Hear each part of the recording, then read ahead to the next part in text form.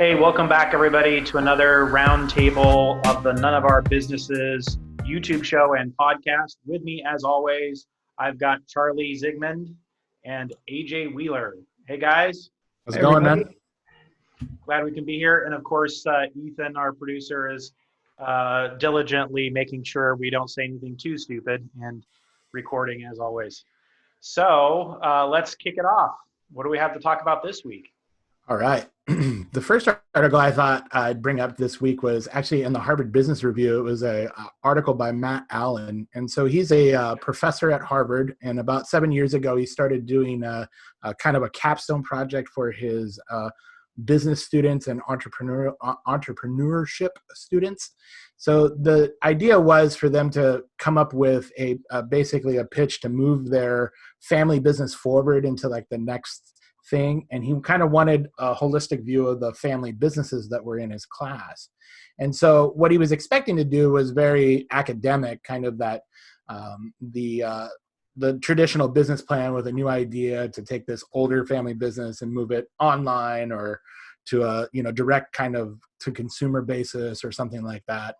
And what he got instead was a very personal kind of connection with the students with their families. And so I get the feeling from the article, a lot of these children were first generation Americans, and they couldn't understand like why their parents were so risk averse or why it was so difficult, why they weren't in their lives as much as they were. And through kind of the lens of the family business, they were able to kind of identify and come to the realization of why like the family was so risk averse, or why the father, it was so difficult to get a hold of the father because he was working 12 hours a day at this family business and trying to make it a success.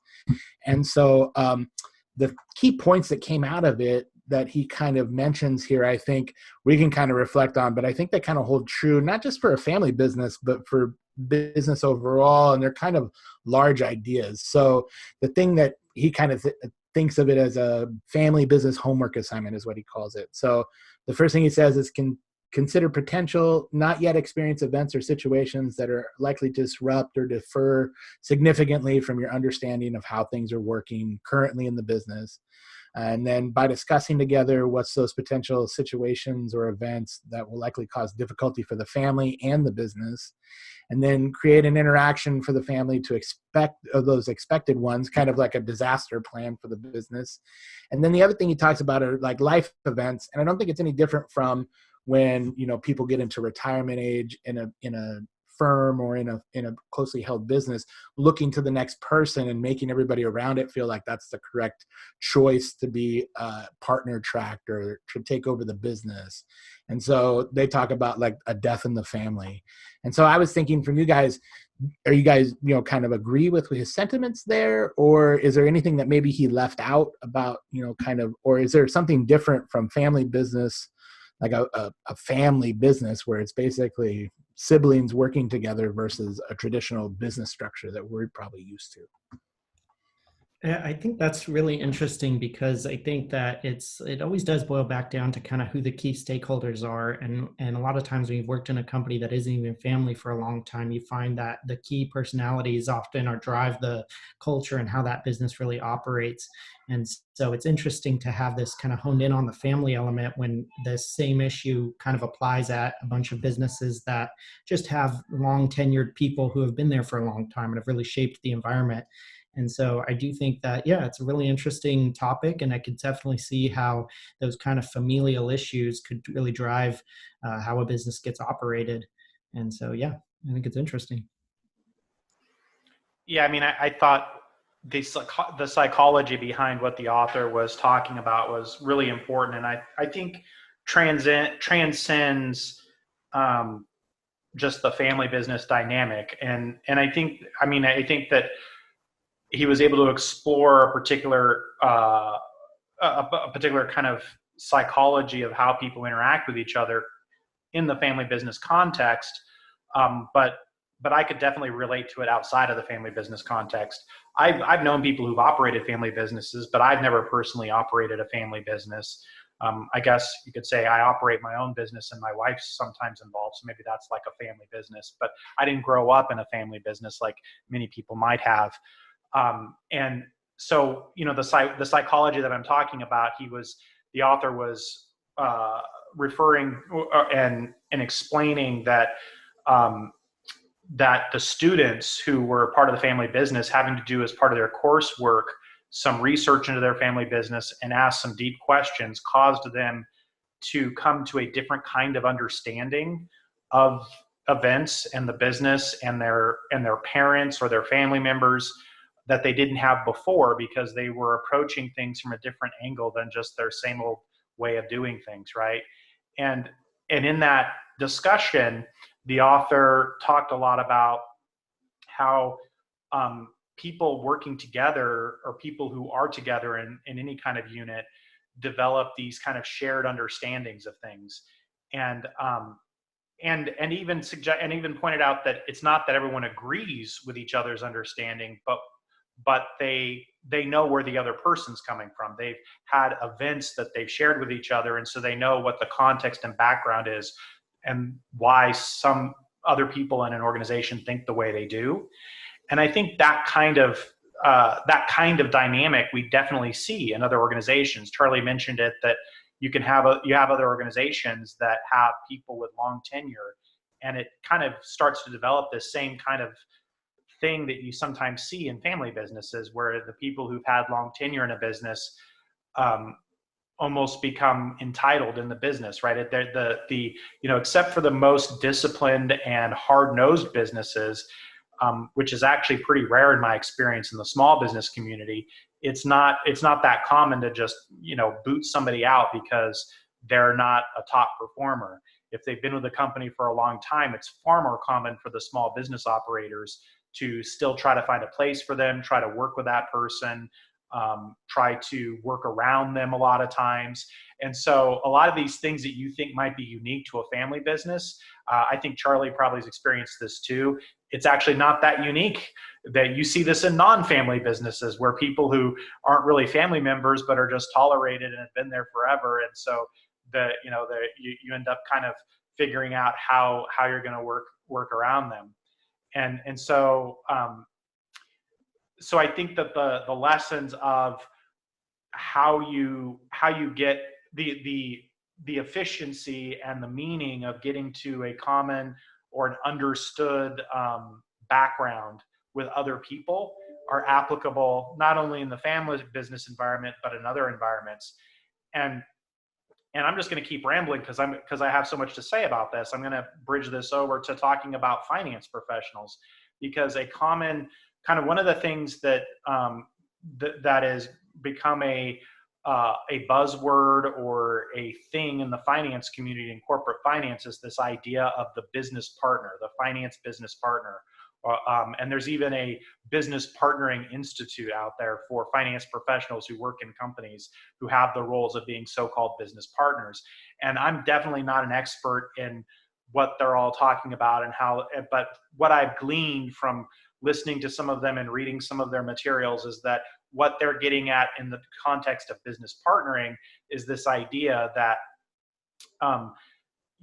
you have to work as a finance person, you have to work with business operators who don't have the same background and context and the same vocabulary and the same language that you do for business. And you've got to figure out how they're coming at whatever the business problem is in order to successfully partner with them. And so there's a lot being written and discussed right now among finance professionals about how you can do that well. And that's, I believe, what they mean by being a good business partner, being better business partners from a finance standpoint, is how can you learn to understand the business in the same way that your business partners, your operating partners, understand the business, and then therefore be able to serve them better, right?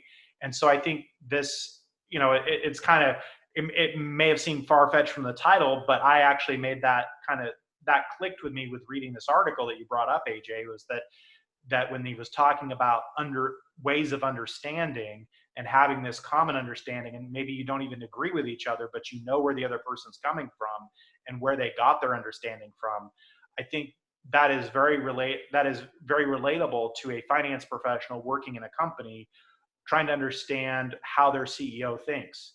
And if you're like us, consultants that work in multiple companies, you're trying to understand that multiple times over, right? You're each client, you're looking at, well, how does each different CEO thinks? And that's exactly what I do. I mean, I spend a lot of time and effort really trying to learn and understand, how does the CEO, how do the other business leaders of this particular company or client think?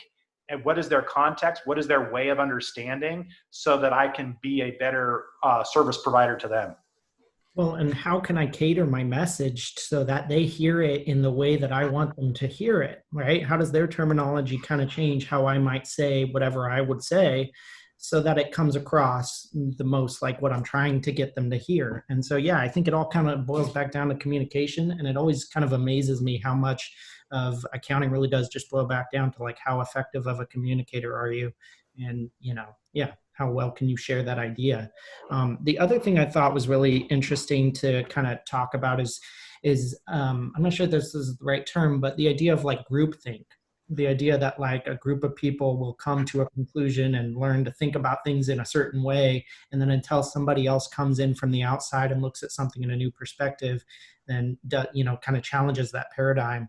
And so I think that's another factor that happens, that when when someone's been somewhere for so long, or if they're your father and they're running their business, you might not question something that you don't understand, because you trust that them or the organization as a whole has already handled that.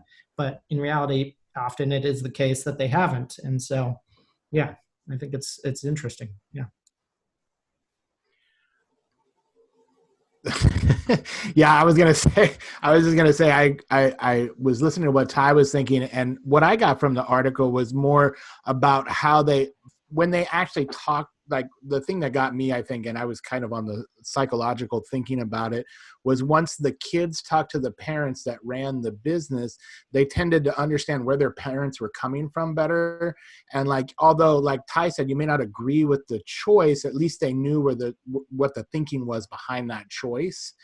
And so what I was thinking about was kind of those businesses that I've worked for, where you don't know where they're coming from. Like nothing is the discussion, or there's no discussion to be had. And you don't have basically an idea of where the decisions that impact you and the rest of the business are coming from. And how, I think if there was more clarity around that, or more kind of, transparency behind why certain decisions are made, or what's going on, or explaining the details of something a little bit more, I think there's a better understanding for everybody.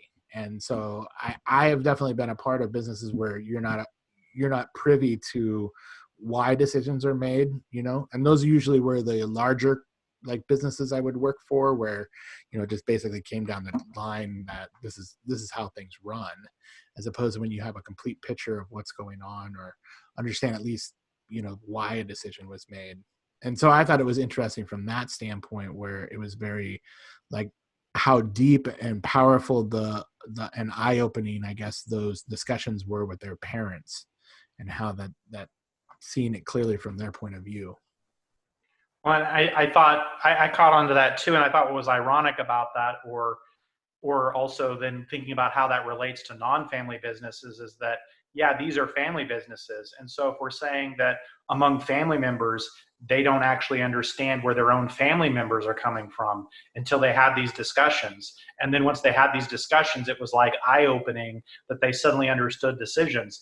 If that kind of lack of understanding among people trying to communicate to each other can happen among family members, it seemed, you would think, well, then it must be like, you must see that in spades among non-family members in traditional non-family businesses, right? And in small businesses where people aren't even related, and they don't have other kinds of shared experiences with each other, the gap there in understanding, you would think, would be even more. Yeah, totally. The other thing that was the nature of the questions. I mean, asking deep questions seemed to lead to these kind of discussions that, unless you were having those type of, those deep questions, then you wouldn't be, getting down to the nitty gritty on those topics. And so I think that's another angle of why sometimes those types of things in small businesses don't end up happening, or those communications don't happen, is because the type of questions being asked aren't generic enough to elicit that kind of conversation. And so, Well, one So of the big part of the articles, I think, or one of the big part of the articles what they were talking about was succession planning.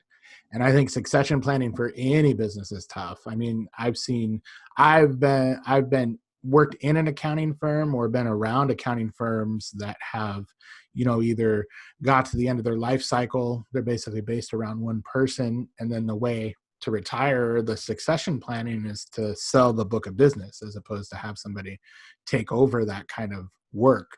This is especially true in like a sole proprietor tax preparer, but it happens with other larger firms that end up with one partner and haven't made that succession planning. And I guess I was surprised that there wasn't more of I guess a way other than selling your book. There wasn't more succession planning, or I guess in my mind before I got into the accounting realm, it always seemed kind of like the old lawyer movie where you're on partner track and they have the young hotshot lawyer or accountant picked out that's going to take over the firm at one point. But I often find that especially in smaller firms, that's not like really the case. They just kind of churn along until the person behind the firm is done working, basically.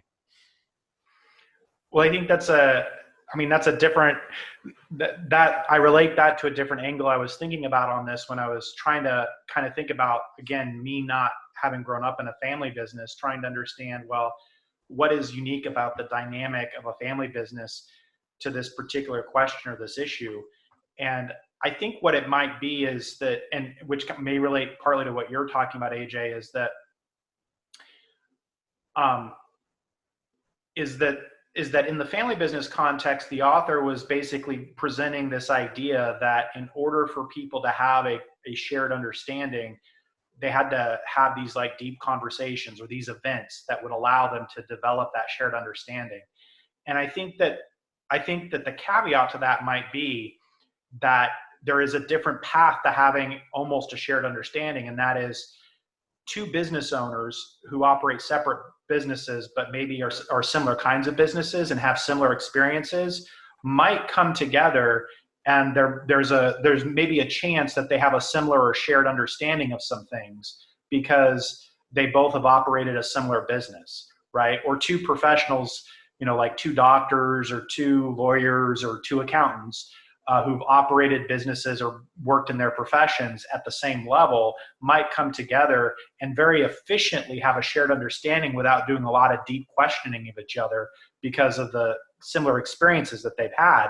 And so that made me think, well, that might be kind of the issue with a family business, because if you're in a non-family business, you kind of take advantage of those efficiencies, right? When you go to hire your executive team, you look for people who have experience in your industry or in your or professional experience. If you're looking to hire a CFO, for example, you hire somebody with the right professional qualifications. That may not be exactly true in a family business. I would wager there's a lot of family businesses out there with CFOs that don't have the same background and qualifications of non-family business CFOs. Sometimes they do, but sometimes they don't. Sometimes they're just somebody's kid or somebody's uncle or whatever, right? Or somebody's parent maybe or whatever. And so, and so I think that what that then means is, well, whoever that CFO is or whoever that executive is that's a family member, they don't come into the business and face business problems with a background of similar experiences that they can draw from for shared understanding. So that highlights the importance of them asking, and of kind of what this author was getting at, that they need these events, right? They need these deep questioning and these events that allow them to get that deep understanding. So here's how I think that relates to what you're talking about. In a small accounting firm, from my experience, it's actually the case, accounting, you basically have like, it's like these two different things in terms of doing the accounting and running the business of an accounting firm. And it's quite possible to be very good at being the accountant and doing the accounting. And depending on how the firm operates, you may never really get a lot of experience in running the accounting firm. And so I think that small accounting firm owner, that they have this proposition, right? Do they invest in the time, or similar to what this author was talking about, creating those experiences where they can develop that common understanding with that person who's good at accounting, but maybe has never been a business owner. That's one route. The alternative route is that you don't do that and you just sell it off to somebody else who has already been a business owner or other, who already has kind of a shared understanding, and that you don't have to provide that kind of background or training to, because for whatever their background is, they have developed that shared understanding. So I think that's what I took from it, and how it relates to kind of what you're talking about. 100%. Yeah. Although, to be clear, the author never got into that. I mean, the author was all in on the topic of you need to create these events that would create these opportunities to question and develop a shared understanding. They never presented the alternative that I'm presenting, which is perhaps you could have a shared understanding just from having similar experiences outside of working with those people. And I guess the reason why I don't see it, like, for me, if I was to build a business or whatever, I would want to pass that on to somebody I thought that would, it's almost like you want to sell your house to somebody that would enjoy it as much as you have, or something like that. But some people don't view or don't hold, I guess, an emotional attachment with their work like that. And so it is probably easier just to sell it off like an asset, like you have a building or a car or something like that, Well, and I think what you just said, that is exactly why the authors, because in the family business context, that is like this, that is the presumption, right? It's like, this is a family business. It's going to go to family. We're not going to go out and look for people who have similar experience. So that's why the author, I think that is the piece that why they put it in the context of a family business, why that the way they talked about it, that's the part that was unique to a family business, was the fact that they didn't bring up the possibility of getting people with similar experiences outside, because it's a family business. You don't go to the outside. You just look for a family member who you can pass this off onto. And to your point, I mean, it comes back to what we were saying earlier. What we see in common is a lot of small businesses, even though they're not literally family, kind of operate like families. So a lot of us kind of think that way about our small businesses anyway, even though we're not literally related by blood. Yeah, I mean, I can definitely just say from my experience that, in the companies that I've worked at, that happens. It just becomes the case that the company starts to think like the company, and it starts to act like a family, even though it's not. And so, yeah, until you start getting comfortable bringing in outside people to get a fresh perspective, then you're not going to get the same kind of, view on things that you would if you were, it felt good bringing in, regularly bringing in non-family members.